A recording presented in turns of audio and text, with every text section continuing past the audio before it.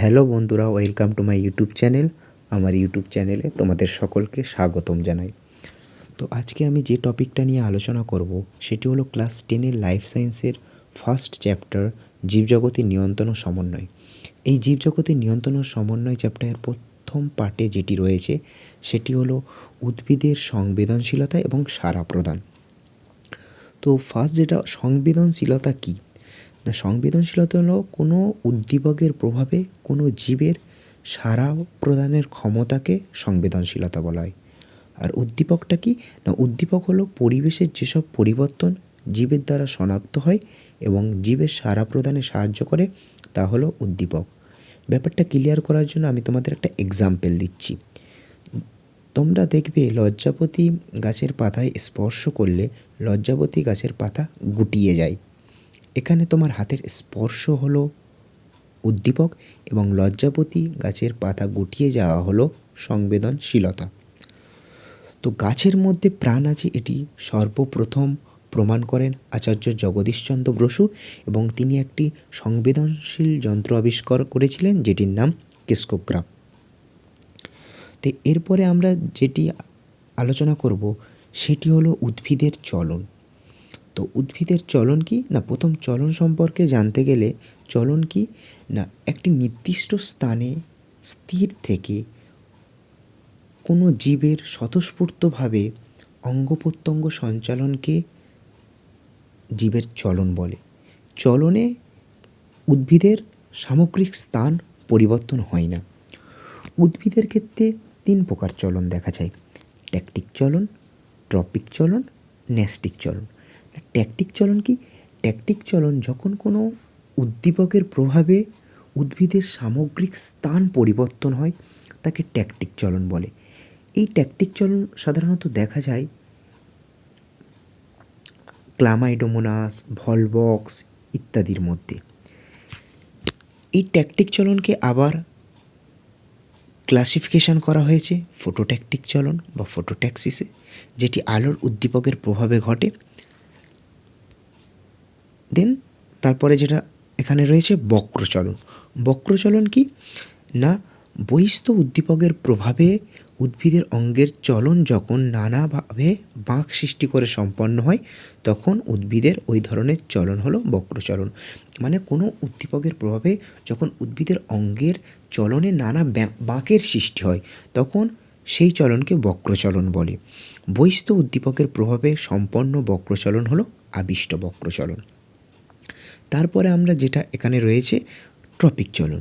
আমরা ট্রপিক চলন সম্পর্কে একটু জেনে নিই। চলো, ট্রপিক চলনটা কি না, ট্রপিক চলন হচ্ছে বহিস্থ উদ্দীপকের গতিপথ অনুসারে উদ্ভিদ অঙ্গের আবিষ্ট বক্রচলন হলো ট্রপিক চলন বা দিক নির্ণীত চলন।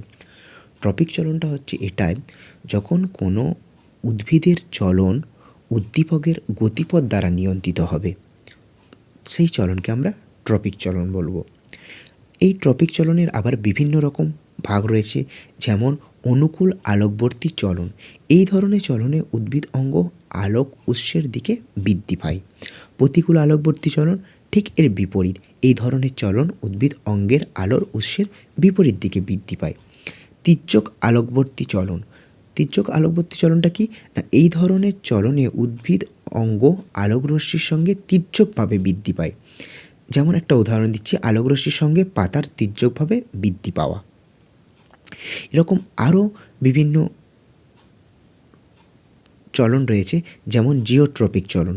জিওট্রপিক চলনটা কি না, জিওট্রপিক চলন হচ্ছে পৃথিবীর অভিকর্ষ বলের প্রভাবে উদ্ভিদ অঙ্গের আবিষ্ট বক্রচলন হলো জিওট্রপিক চলন। ঠিক আছে, তো এখানে যেটা রয়েছে অনুকূল অভিকর্ষবর্তী চলন। অনুকূল অভিকর্ষবর্তী চলনটা কি না, এই প্রকার চলনে উদ্ভিদ অঙ্গ অভিকর্ষ বলের অনুকূলে বৃদ্ধি পায়।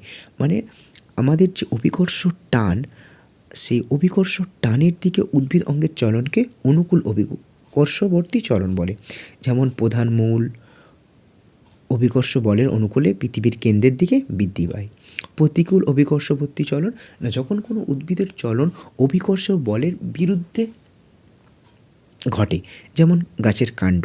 তির্যক অভিকর্ষবর্তী, এই প্রকার চলনে উদ্ভিদ অঙ্গ অভিকর্ষ বলের সঙ্গে তির্যকভাবে বৃদ্ধি পায়। আর একটা হচ্ছে ডায়াজিওট্রপিক চলন। এই প্রকার চলনে উদ্ভিদ অঙ্গ অভিকর্ষ বলের সঙ্গে সমকোণে বৃদ্ধি পায়। মানে এখানে উদ্ভিদের যে চলনটা সেটা আমাদের অভিকর্ষ বলের সঙ্গে 90 ডিগ্রি কোণ করে বৃদ্ধি পায়। এবার আমরা আসব ন্যষ্টিক চলন। ন্যষ্টিক চলন কি? ন্যষ্টিক চলন হচ্ছে যখন কোনো উদ্ভিদের চলন উদ্দীপকের গতিপথ দ্বারা নিয়ন্ত্রিত না হয়ে উদ্দীপকের তীব্রতা দ্বারা নিয়ন্ত্রিত হবে, তাকে আমরা ন্যষ্টিক চলন বলবো। ঠিক আছে, এই ন্যষ্টিক চলনের আবার অনেক ভাগ রয়েছে, থার্মোন্যষ্টিক, কেমোন্যষ্টিক, সিসমোন্যষ্টিক, এই রকম অনেকগুলি ভাগ রয়েছে। থার্মোন্যষ্টিক কি না, থার্মো মানে হিট, যখন কোনো উদ্ভিদের চলন উদ্দীপকের তীব্রতা দ্বারা নিয়ন্ত্রিত হবে। কেমোন্যষ্টিক চলন না, রাসায়নিক পদার্থ দ্বারা নিয়ন্ত্রিত উদ্ভিদ অঙ্গের রসজনিত আবিষ্ট বক্র চলন হলো কেমোন্যষ্টিক চলন। কেমোন্যষ্টিক, কেমো মিন্স রাসায়নিক পদার্থ। কোনো উদ্ভিদের চলন যখন কোনো রাসায়নিক পদার্থ দ্বারা নিয়ন্ত্রিত হবে তখন আমরা কেমোন্যষ্টিক চলন বলবো। যেমন এখানে সূর্য শিশির, ডায়ানিয়া প্রভৃতি পতঙ্গভোগ উদ্ভিদের পাতার রোম পতঙ্গের সংস্পর্শে এলে পতঙ্গের দিকে বেঁকে যায় এবং পতঙ্গকে আবদ্ধ করে। আরেকটা রয়েছে সিসমোন্যষ্টিক চলন। স্পর্শ উদ্দীপনা বা আঘাতজনিত উদ্দীপনার তীব্রতা দ্বারা নিয়ন্ত্রিত উদ্ভিদ অঙ্গের রসপিতজনিত আবিষ্ট বক্রচলন হলো সিসমোন্যষ্টিক চলন। মানে এক কথায় কি বলা যায়? এক কথায় এটাই বলা যায় যে যখন কোনো উদ্ভিদের চলন কোনো উদ্দীপকের উদ্দীপনা দ্বারা নিয়ন্ত্রিত হবে বা তীব্রতা দ্বারা নিয়ন্ত্রিত হবে তাকে সিসমোন্যষ্টিক চলন বলে। উদাহরণ, লজ্জাপতির পাতার কোনো একটি পিনকে একদিকে আটকে দিয়ে আমরা যদি লজ্জাপতি পাতার স্পর্শ করি সেটি সঙ্গে সঙ্গে বুঝে যায়। এই তিনটি চলনের মধ্যে পার্থক্য করতে হবে। এটি খুব ইম্পর্টেন্ট একটা কোশ্চেন, মাধ্যমিকে আসে যে ট্যাকটিক, ট্রপিক ও ন্যষ্টিক চলনের মধ্যে পার্থক্য লেখো। যদি আমরা পার্থক্যের বিষয়টা দেখি, ফার্স্ট উদ্দীপক। ট্যাকটিক চলনের ক্ষেত্রে উদ্দীপকটা কী হয় না, বহিস্থ উদ্দীপকের গতিপথ ও তীব্রতা দ্বারা নিয়ন্ত্রিত হয়, কিন্তু ট্রপিক ক্ষেত্রে শুধুমাত্র উদ্দীপকের গতিপথ দ্বারা নিয়ন্ত্রিত হয় এবং ন্যষ্টিক ক্ষেত্রে শুধুমাত্র উদ্দীপকের তীব্রতা দ্বারা নিয়ন্ত্রিত হয়। ঘটনাস্থল, সমগ্র দেহ বা কোষে এই প্রকার চলন ঘটে। ট্যাকটিক চলন উদ্ভিদের সমগ্র দেহে বা কোষে ঘটে, আর ট্রপিক চলন উদ্ভিদের অপরিণত অংশে ঘটে এবং ন্যষ্টিক চলন উদ্দীপকের পরিণত অংশে ঘটে। সংবেদনশীলতা, উদ্ভিদ দেহের বা কোষের সামগ্রিক স্থান পরিবর্তন বা গমন ঘটে। আমি প্রথমেই বলেছিলাম ট্যাকটিক চলনে উদ্ভিদ দেহের সামগ্রিক স্থান পরিবর্তন হয়, যেমন এককোষী শৈবাল, ভলবক্স, ক্ল্যামাইডোমোনাস ইত্যাদি।